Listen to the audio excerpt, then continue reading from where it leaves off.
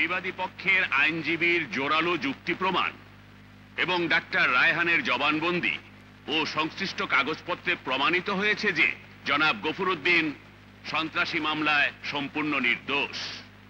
অতএব এই আদালত জনাব গফুরকে বেকসুর খালাস দিচ্ছে।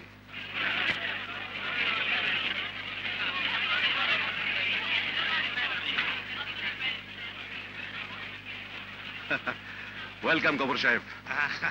Thank you.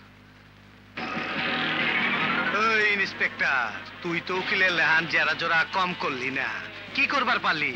জবানবন্দি খণ্ডন করে আদালতে তুমি প্রমাণ করতে পারোনি যে ওই গফুর সাহেব একজন টপ টেরার।